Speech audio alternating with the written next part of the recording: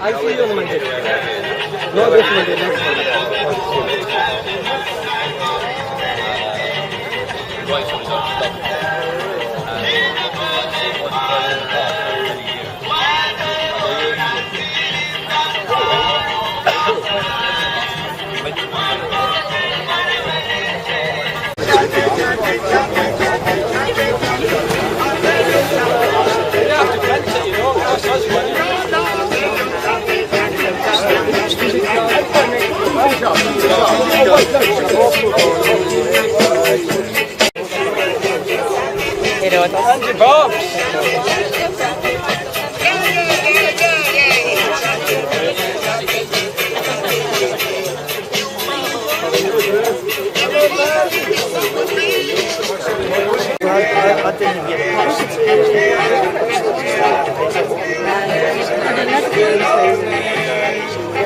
People got their notices to quit, and the notice to quit said they should quit today.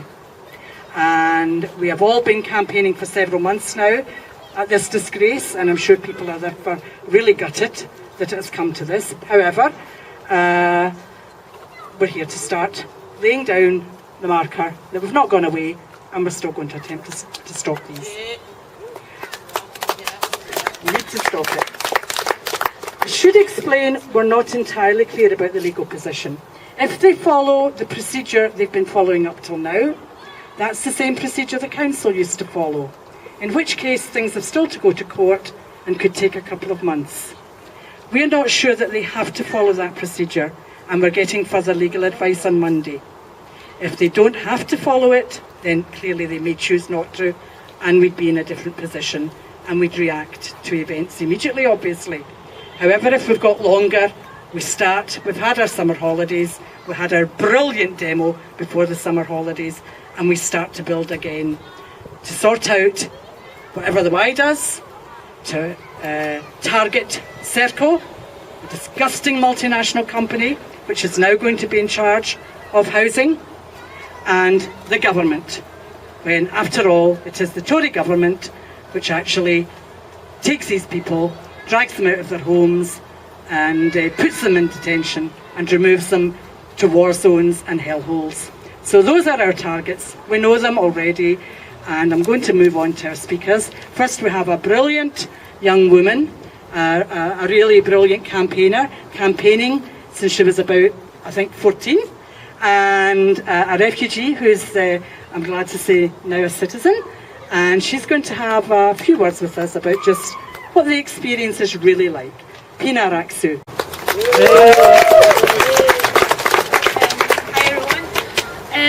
everyone. I would just like to say a few words. Firstly, I've been through the process myself at a really young age, and I know how hard it is for people to be suffered. I mean, it's, when you think about it, it's against like human law, and it's disgusting what they go through, and this should not be happening. Myself, it took about 7-8 years to be granted to get the British citizen, and it's been really tough years. And where's Margaret? There she is. I'm listening. And with the help of like Margaret and really other helpful people, we were out of the detention, and I was granted, the citizen, whatever. And after that, I understand the experience, and I know what they've been through. So I'm just working with, I'll do anything to help anyone that is going through the same process, because I don't want anyone to go through it the same thing again as I did. And at a young age, I don't want to see any kids suffering. When they're detained, about 1 or 2 months, that time will not will be given back to them, and it is worthless and it's just waste. And I think the thing that they're doing right now, it's horrible. And finally, the people come here for new hope, and this is how they are being treated, and I find it really bad. And hopefully things will be good and everything will be better soon with the work of everyone, and we'll challenge this, and everyone will stay here. Woo! Thank you, Pinar. I'm going to ask Jermaine, Unison shop steward. Unison is a brilliant supporter of the campaign and has been a brilliant supporter of this campaign. Money, banners, speakers, moral support, every type of support. So Jim Main. Thanks, Margaret.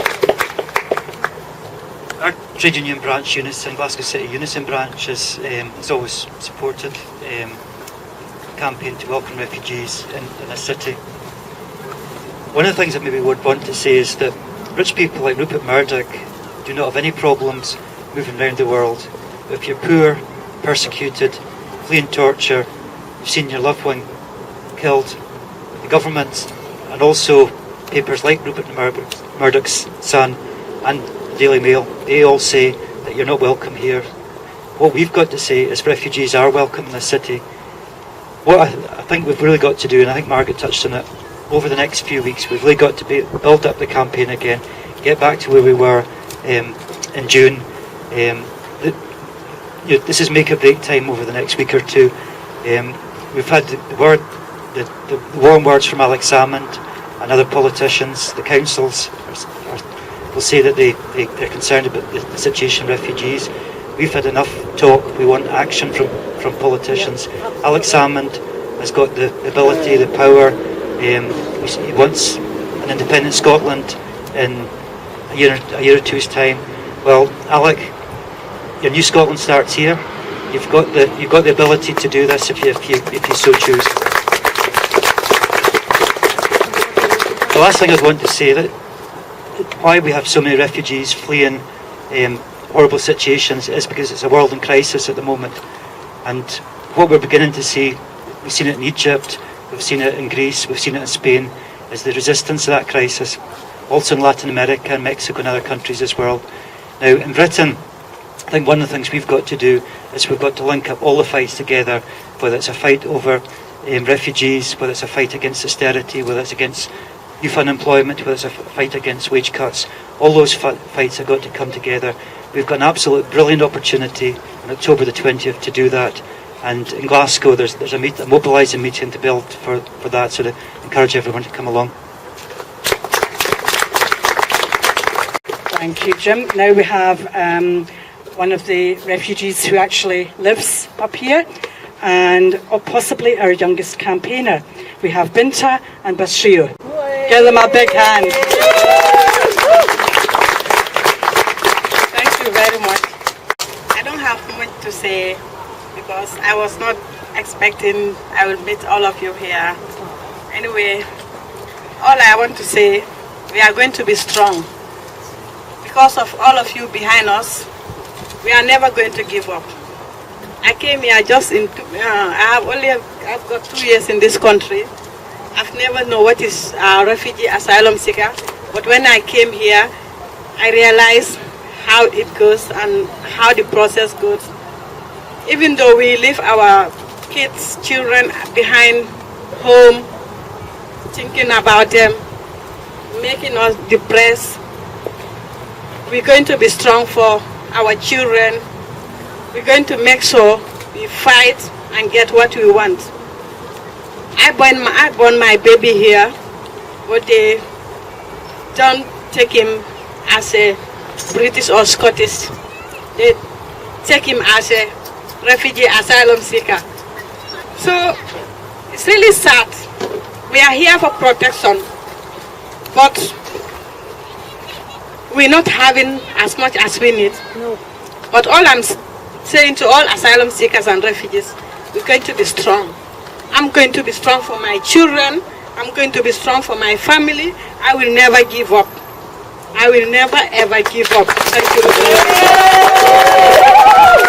Thank you. I think we all know we've met many brilliantly strong refugees, and of course especially he is Scottish and British, and he has to stay here. Absolutely. Can we have Barry Levine from the Social Work Action Network, which has been taking an interest in trying to do its best around the evictions. Barry. Thanks, Margaret.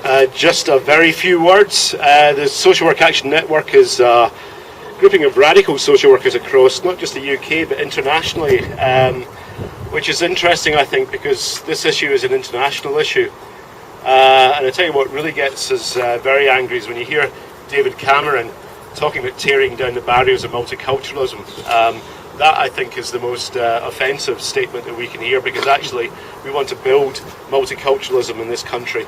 And actually it's fights like this which are so important in defending the rights of refugees. It's really heartening, I think, to hear people themselves, their own stories, and the strength that that gives people when there is people supporting them. There have been thousands supporting refugees in this situation, and there needs to be thousands more supporting it. It's a scandal what's happening. It's a scandal that people are going to be forced onto the streets, into destitution. Knowing a bit of the history of social work, it takes us right back to the Poor Law and what used to happen then when people were forced to live on nothing. That's a situation we face. We're actually facing a fight that's not just about securing people's rights here, because that's important, but it's facing a fight that is about securing everyone's rights. And I think when Jim mentioned before about the fight against austerity, the two fights are utterly interlinked, and I would urge everyone from today to go back to their workplaces, back to their universities, their colleges, and argue with people to get involved in this campaign. It's so important, because actually we're about trying to build a different society here, and another world is possible. Thank you. I'm going to introduce now, again, another union branch which has been massively supportive from the very start of this campaign, Glasgow UCU, and actually the person here tonight representing it is our treasurer. She counts all our money, tells us off if we don't be careful with it. Marion Hirsch, Glasgow UCU. Yeah, okay, first in my treasurer's hat, and then I moved back to UCU. Campaigning is expensive, so all donations welcome. And please do go back to your branches, because we are going to be doing a lot of campaigning, and we're unfortunately going to be needing money. Okay, what is happening here is part of basically an attack on foreigners, and particularly black foreigners, an attack on people who in some ways are seen as different. One of the things my union has been doing is being involved in the campaign about ESOL, English for speakers of other languages. On the one hand, the government down south is saying people shouldn't come here if they don't speak English, or, people need to learn English. On the other hand, they're sort of cutting facilities, and if you don't have free classes in order to learn the language, then how can you do it? So we've been campaigning on that. Another linked issue we've been campaigning on, which particularly, but not just, affects universities, is points-based immigration. It's this basically, wretched system which is making it more difficult from people outside Europe to come here, to work here. I mean, it's a whole thing where people are basically treated as criminals, fingerprinted, have eye scans and all sorts of stuff like that. And then they're not necessarily even allowed in. We heard recently, about the same time that the refugees here received the letters about the eviction, that the inquiry into the 3 Russian refugees who sort of jumped here a few years ago wasn't going forward. At that point, my union got a motion passed, an emergency motion at the STUC, that there should be an inquiry, that, we should be doing stuff about this, and therefore, it's obviously something we'll be discussing, and also because it's an STUC motion, so it's come out, out from my, hopefully the STUC will be discussing. Obviously I can't speak to the, for them, what actually, can be done further on this. Because it's obviously not acceptable that, people get pushed to feel so desperate that they'd rather jump, from a top floor than go on living. That's just totally unacceptable. And yes, as has already been said, we're all going to keep on campaigning. There are some great refugees, wonderfully strong people, but that doesn't even matter.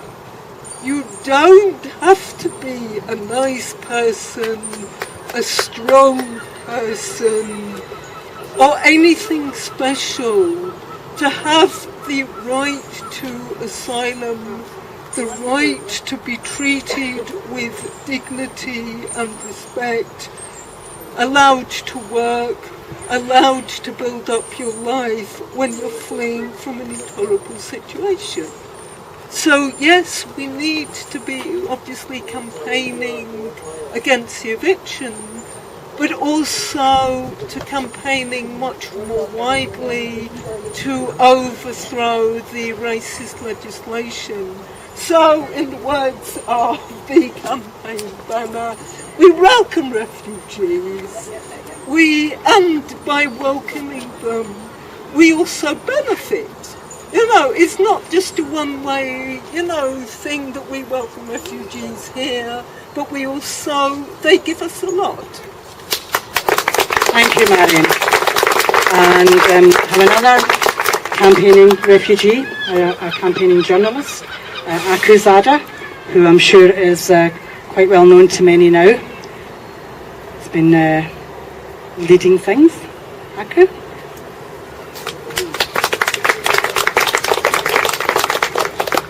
Firstly, we have to say we appreciate your support by your organization or individual support or helping during a long time when we spend in the Glasgow especially, and to support us, behind us, to fight with the government to get our right. Today, I think this is a second, or this is a new part or new decision to fight against the government and against any company, any business company that they want to starve the refugee or asylum seeker in this country. So that we have to fight, to continue. Also, we have to understand why in this country, in this country, that is the heart of the human right, the people every day evicted and destituted by the government. So I think it is very important to us if we come out and fight to our right, so that as a refugee we fight it in our country and we starve it, we are killed by the government. So in this country also we have to fight to continue to get our right. I don't have any more to say at the moment, but I appreciate your support. So this is the next step to fight with the government to get our right to stay in this country, to be square in this country. So I appreciate also. Thank you very much for everyone. Thank you, Aku. Aku's union branch, the NUJ, is another brilliant supporter of the campaign, actually. Now, why do refugees come here? Many, many reasons. But one of the main reasons is war. And who are one of the main warmongers in the world right now, if not the British government, actually raining bombs and drones or helping others to do that on many of the countries from which the refugees we have here actually come. So I'm going to introduce now a campaigner against all these wars from Stop the War, Angela McCormick. marking it. As Margaret says, the links between the situations that brings us to the Red Road and another night in Glasgow, the situation between what we see round about us and our friends and our brothers and sisters that we're here to support, the links between them and the bombs that are dropped, the chemical weapons that are done, the torture that carries on, the brutal murder, the killing of children, the maiming of families. The links are clear. People come to this country seeking refuge and asylum from often the very results, short-term, medium-term, or back in our glorious history, which wasn't in the Olympic ceremony, by the way. But they come here, and I think the links are clear, so I'd just like to echo that. But what's important here tonight is that we came here at short notice. I don't know about many people here, but I heard about this through Facebook, and I know people that are active. So I think what's important is we've laid a marker down here today to Serco, the multi-million, multi-billion dollar corporation that wants to make profits from destitution, that wants to increase its profits from eviction.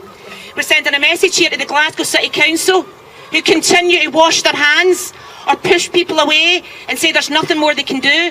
We want to work with those within the council who are sympathetic and have shown support, but we need to be strong and firm and say whatever you can do must be done. And we're here to play a marker and to stand with all those who over the next coming days and weeks and months, however long, face a horrific situation where they are denied the human right of basic shelter, where they'll be tossed out onto the street like so much bagged rubbish in a world that is already insecure and unsafe. And it doesn't feel too good a place when you have got a roof over your head. How's it going to feel when you don't have a roof over your head? So I think that's an important message. We came here, it does feel kind of sombre, but we need to look to the thousands that were mobilised on June the 16th in the streets of Glasgow. Despite the weight of the racist media, the politicians that hide when you need them and come out when it suits them and tell their lies. Funny how, actually, sorry, I'm going to go into an I can't help it, but the Daily Mail suddenly is a supporter of Somali refugees. Okay? We need to put the pressure on them. And we need to do that, and I think we're here tonight, and people should talk, should network with the campaigns, the individuals they're involved in. We should all put our ideas together, spread our support, and make sure that over the coming week, days and weeks, that the pressure is put on, whether it be our email stuff that we start with, our days of action, and we need to link the issues, because we are in a position of where we've got solidarity that we can get. And to the friend that spoke, you're strong, and your strength gives us strength. And if you're not getting in, we certainly haven't got any right to get in, and we need to fight and do our utmost. Stop the evictions, end the destitution, end the deportations, and solidarity with our brothers and sisters. Thank you, Angela. Now, we have a lot of support from different politicians. I mean, Angela mentioned that brilliant demo, and I mean, people came from all over England and other bits of Scotland, gobsmacked at our brilliant demo, and also not just the numbers, but the number of organisations and different people, the whole weight of civil society that we had behind that demonstration. And let's face it, it was a really good day out for protesting against all the injustice, and we have to keep that spirit going. And as I say, we had a lot of support from politicians. Unfortunately not all here tonight, because obviously we haven't got everybody that day here tonight either, but we have apologies from Sandra White, who is only just arriving back right now in the country, and we have another strong supporter we will speak, Martha Wardrobe from the Green Party.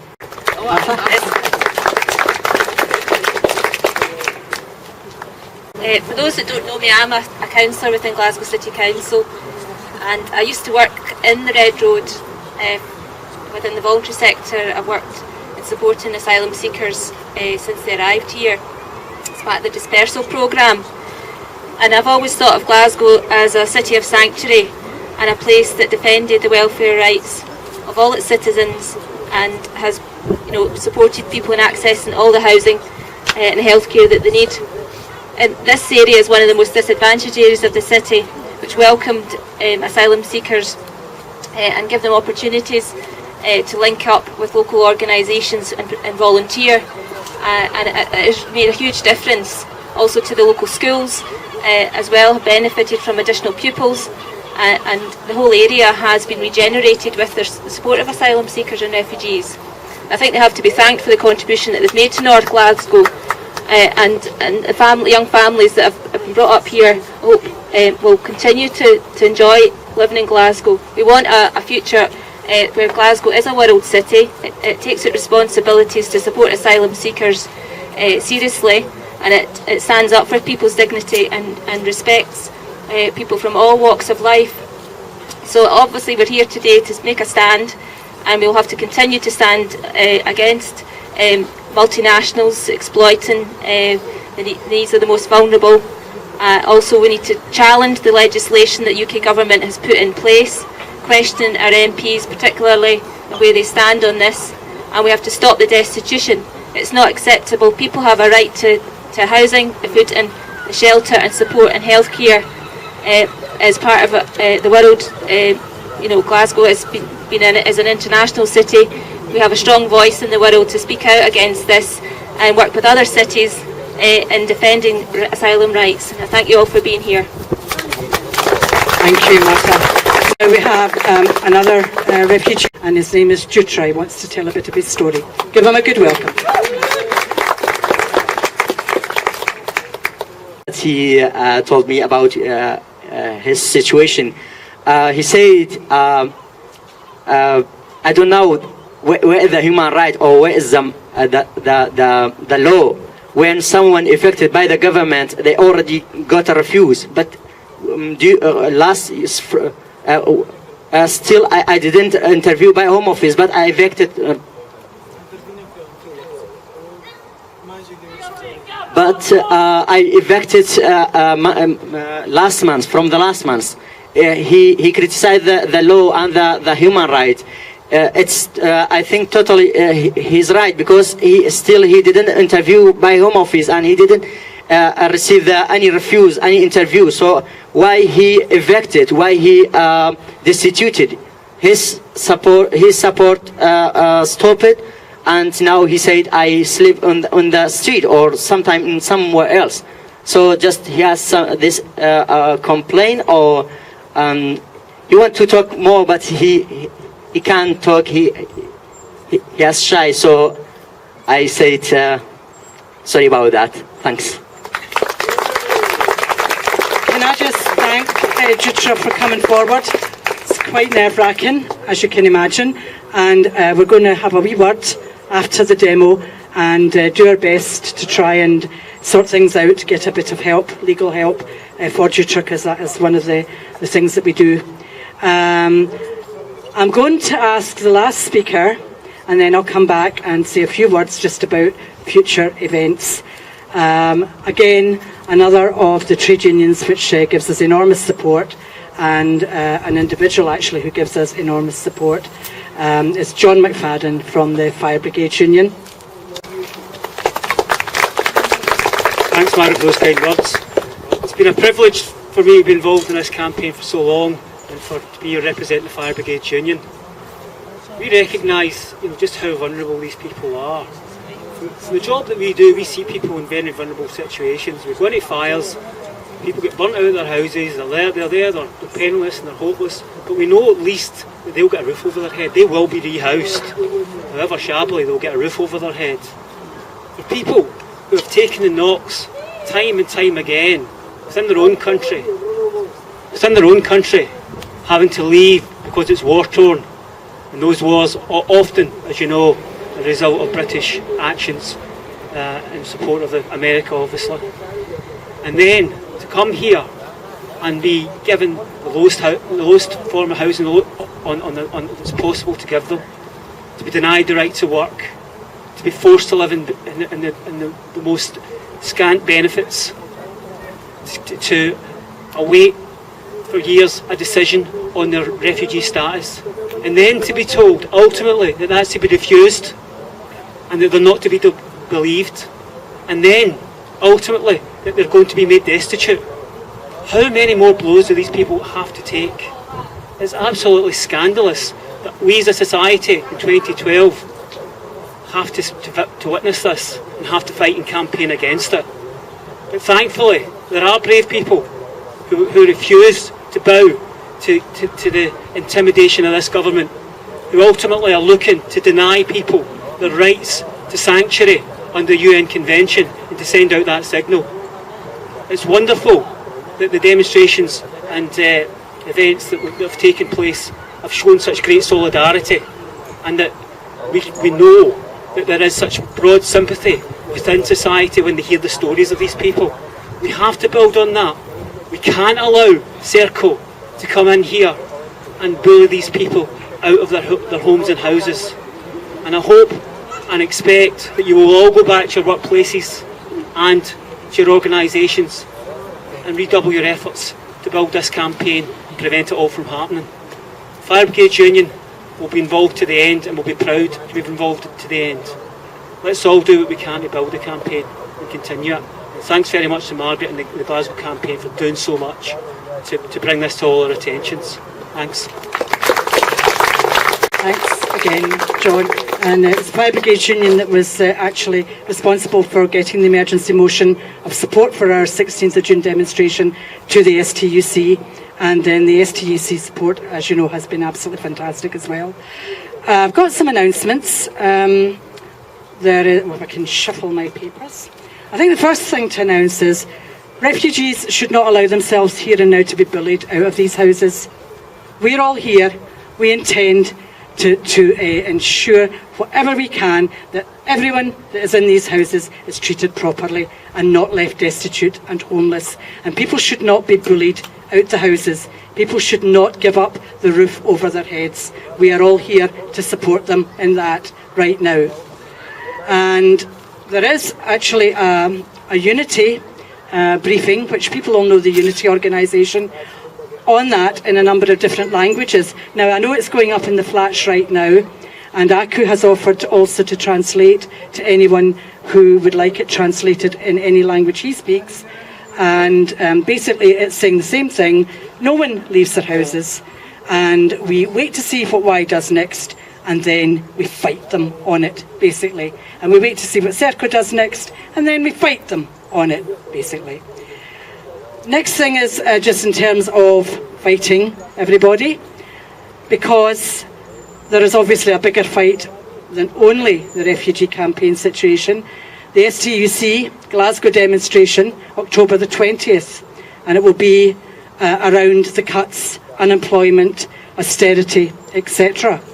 And what I think is really important, firstly, that this demonstration is supported, but that also we get refugees on that demonstration, and we get refugee campaigners on that demonstration, and we get our banners and placards on that demonstration, because this one fight, everybody's fight. And when the time comes, we will hopefully try and organise whatever suits refugees in different places, a bus down, to where it starts, because people here, they've got no money. They may still have the roof over their head, but they've actually got no money, actually. So, anything we can do to facilitate people getting to demos, getting to events, getting to anywhere that can help them, we will do that. And to rehearse Marion's earlier speech, in order for us to do that, don't forget to raise it in union branches and put your pennies in the hat. So that's those two things. Now, there was one more thing about the demonstration on the 16th. Unfortunately, at the very end of it, we had some problems with Nazis. Since that time, our representations with the police have resulted in them having a criminal inquiry, arresting in a swoop 11 Nazis who have now been charged, and it will be up to the Procurator Fiscal whether these cases go ahead. But that is one part of what we have done to answer the disgraceful situation that happened with the far right at the end of our demo that day. And the other part, if you've been watching your emails, is that there is an inquiry by Her Majesty's Inspectorate of Constabulary. And we are following that very, very closely. And we will be keeping everybody in touch with that. And we will be giving everybody a chance to say exactly what they think of whatever they come up with at the end of that inquiry. So these are the actions we've taken immediately for that. However, in Dundee, the SDL still intends to march on the 1st of September. They and the police had a bit of a defeat, actually, last night, when they were told not, without any shadow of a doubt, there was no way they were going to be in the council square with the multicultural demonstration. And that is up to trade unionists, Unite Against Fascism, and with the help of the documents we gave them around what happened here. A bus is going up to that brilliant multicultural event that day. There will be food, a stage, a dancing and face painting if any of these Nazis are stupid enough to turn up, we will sort that as well. So, bus, well, their faces aren't worth painting, are they? So, 9 o'clock, George Square, Saturday, 1st of September, and given that it's going to be a multicultural event, we're hoping a number of our refugee friends will join us for free to go up there that day.